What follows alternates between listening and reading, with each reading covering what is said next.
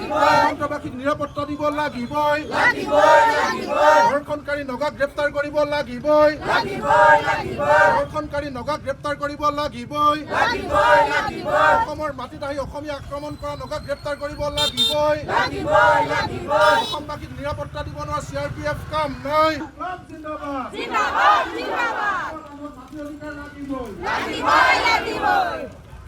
কৃষিভূমিত নগাৰ দাদাগিৰি নচলিব অসমৰ কৃষকক নিৰাপত্তা দিব নোৱাৰা অসম চৰকাৰ দয়াঙৰ কৃষকক নিৰাপত্তা দিব নোৱাৰা অসম চৰকাৰ ল'ব লাগিব অসমৰ মাটিৰ পৰা নগাৰ ফ্লেগ উঠাই নিব লাগিব অসমৰ ৰাইজক সুৰক্ষা দিব নোৱাৰা অসম মানে যে ফেব্ৰুৱাৰী মাহৰ পৰা 2025 চনৰ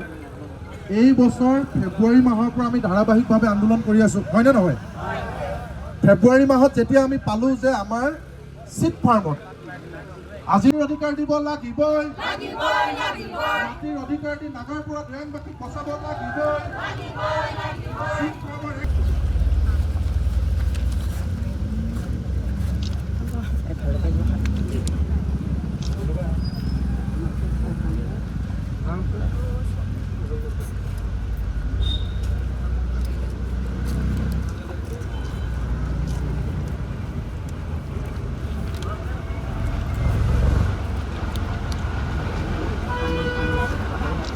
দেশৰ গৃহমন্ত্ৰী অমিত শ্বাহ ডাঙৰীয়া অসমলৈ আহিছে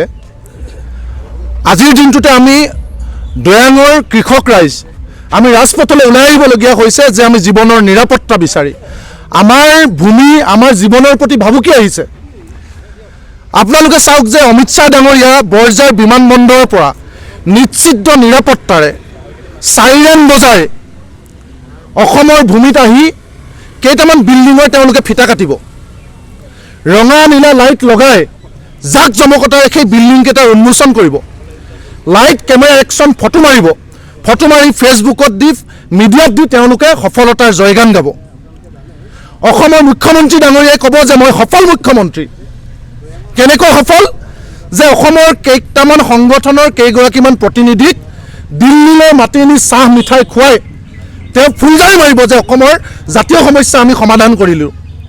সেয়াই তেওঁলোকৰ উন্নয়ন আৰু সফলতাৰ নমুনা তাৰ বিপৰীতে কিন্তু আজিৰ দিনটোত আমি সীমান্তবাসী ৰাইজ নিৰাপত্তা বিচাৰি ৰাজপথলৈ ওলাই আহিছোঁ কিয় যে আমাৰ ককা দেউতাহঁতে জংঘল কাটি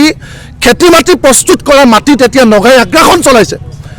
আমাৰ মাটিত তেওঁলোকে ধান কাটি নিবলৈ আহে আমাৰ মাটিত তেওঁলোকে পাম অইলৰ খেতি কৰিবলৈ কাঢ়ি লয় সেই সময়ত অসম চৰকাৰ কেন্দ্ৰীয় চৰকাৰ নিৰ্বিকাৰ নীৰৱ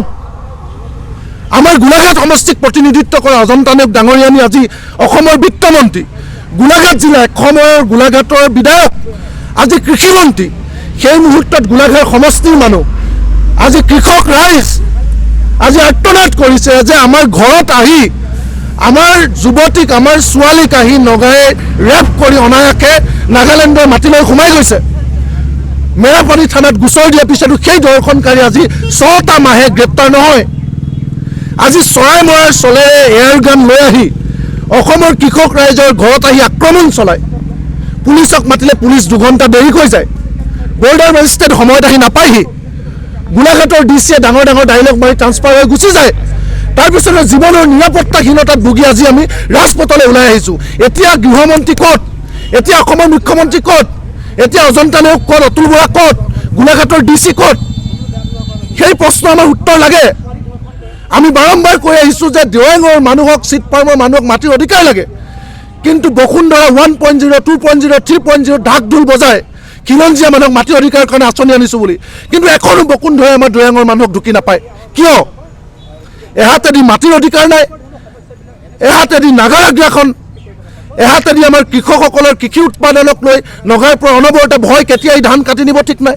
এহাতেদি ঘৰত সোমাই নগাই ছোৱালীক ধৰ্ষণ কৰিব দিন দুপৰত আহি বুকুত ধৰি গুলিয়াবলৈ আহিব নগা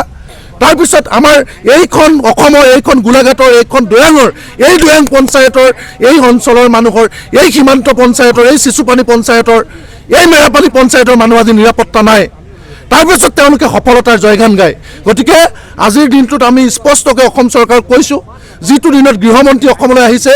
আপোনালোকে আন্তঃৰাজ্যিক সীমা সমস্যাত বসবাস কৰা মানুহক নিৰাপত্তা দিব নোৱাৰাকৈ কেৱল কেইটামান বিল্ডিঙৰ ফিটা কাটি আপোনালোকে সফলতাৰ ভুৱা শ্লোগান আমাৰ আগত নিদিব। আপোনালোকে সফলতাৰ জয়গান যদি গাব লাগে তেতিয়াহ'লে সীমান্তবাসীক নিৰাপত্তা নিশ্চিত কৰক। আৰু যি দিনটোত আপোনালোকে জয়গান গাইছে সেই দিনটোত আমি জীৱনৰ অধিকাৰ বিচাৰি হাহাকাৰ কৰিব লগা হৈছে, এই কথাটো সমগ্ৰ পৃথিৱীৰ মানুহে দেখক। সেইকাৰণে আমি আজি প্ৰতিবাদ সাব্যস্ত কৰিছোঁ। গতিকে আমাৰ স্পষ্ট কথা, অসমৰ ভূখণ্ডৰ ভৌগোলিক সীমাৰ ভিতৰত থকা প্ৰতিখন গাঁও প্ৰতিগৰাকী ব্যক্তি সুৰক্ষিত হ'ব লাগিব। আৰু যদি সুৰক্ষিত কৰিব নোৱাৰে তেতিয়াহ'লে আমি কঁকালত টঙালি বান্ধিছোঁ, আমি নিজেই যুঁজিম, নিজে আত্মৰক্ষাৰ কাৰণে আমি যুদ্ধ কৰিম। নাই ৰঙামাটি, নাই গুৱাহাটী, হয় নগা বাচি থাকিব, নহয় অসমীয়া বাচি থাকিম। আজি আমি সংকল্প লৈছোঁ, সেইকাৰণে আমি ৰাস্তালৈ ওলাই আহিছোঁ। দৈয়াঙৰ যি সমস্যা, মাটিৰ পট্টাৰ সমস্যা, এই জন্মলগ্ন সমস্যা, যি সমস্যাৰ সমাধান হিচাপে আমি ভাবিছিলোঁ যেন গোলাঘাট জিলাৰ পৰা প্ৰতিনিধিত্ব কৰা মন্ত্ৰী অজন্তা নেওগ, বৰ্তমান অসমৰ বিত্তমন্ত্ৰী, তো তেখেতৰ নেতৃত্বত যে দৈয়াঙৰ ৰাইজে মাটিৰ পট্টা পাব, আমি সেই আশাই লৈ আছিলোঁ। কিন্তু পৰিতাপৰ কথা এইটো যে 25টা বছৰৰ আগতো দৈয়াঙৰ ৰাইজৰ মাটিৰ পট্টা নাছিল, আৰু আজি 25টা বছৰৰ পিছতো দৈয়াঙৰ মাটিৰ পট্টাৰ সমস্যা হৈ আছে। ইয়াৰ পৰা এটা কথা বুজিব পাৰি যেন অজন্তা নেওগ ডাঙৰীয়ানীয়ে দৈয়াঙৰ ৰাইজক একমাত্ৰ ভোটৰ যি কেন্দ্ৰবিন্দু হিচাপে লৈ দৈয়াঙৰ ৰাইজক প্ৰতাৰণা কৰিছে, আৰু এই প্ৰতাৰণাৰ বিৰুদ্ধে আজি গৃহমন্ত্ৰী ডাঙৰীয়া অসমলৈ অহাৰ ফলপ্ৰেক্ষিতত আমি ৰাজপথলৈ ওলাই আহিবলৈ বাধ্য হৈছোঁ। ইয়াৰ সমান্তৰালকৈ যদি আমি ক'বলৈ চাওঁ যে দৈয়াঙৰ যি নগাৰ আগ্ৰাসন, সেই আগ্ৰাসন আজি পৰ্যন্ত ৰোধ কৰিব পৰা নাই অসম চৰকাৰ তথা গোলাঘাট জিলা প্ৰশাসনে। আপোনালোকে চাব পাৰে যেন যোৱা 6টা মাহৰ আগত এগৰাকী আমাৰে ভগ্নীক নগা দুৰ্বৃত্তই আহি ধৰ্ষণ কৰি গুচি যায়। যেতিয়া আমি ধৰ্ষণকাৰীৰ বিৰুদ্ধে ব্যৱস্থা গ্ৰহণ কৰিবলৈ মেৰাপানী আৰক্ষী থানাত এজাহাৰ দিওঁ, সেই সময়ত মেৰাপানী আৰক্ষী থানাই সেই এজাহাৰৰ ভিত্তিত কোনো এজন নগা দুৰ্বৃত্তক এৰেষ্ট কৰিবলৈ সক্ষম নহয়। ইয়াৰ সমান্তৰালকৈ যদি আপোনালোকে চাবলৈ যায় যে দৈয়াঙত পিকনিক খাবলৈ যোৱা ব্যক্তিৰ ওপৰত নগাই এয়াৰগান লৈ গুলীচালনা কৰে, আৰু যেতিয়া আমি কওঁ যে সেই দুৰ্বৃত্তকেইজনক আপোনালোকে কাৰায়ত্ব কৰি আনক, সেই সময়ত কিন্তু অসম তথা মেৰাপানী আৰক্ষী থানাৰ অপাৰক। আমি এটা কথা ক'ব বিচাৰিছোঁ যেন দৈয়াঙৰ ৰাইজ যি সমস্যা জন্মলগ্নৰ পৰা আমি ভোগ কৰি আছোঁ, এই সমস্যাৰ পৰা আমাক পৰিত্ৰাণ দিয়ক। আৰু 2026 চনত যি কেইগৰাকী প্ৰতিনিধিয়ে ইয়াত ভোট বিচাৰি আহিব, তেখেতলোকক আমি এটাই প্ৰশ্ন কৰিব বিচাৰিম যেন আপোনালোকে দৈয়াঙৰ যি মাটিৰ পট্টা সমস্যা, সেই সমস্যা আপোনালোকে কেতিয়া সমাধান কৰিব।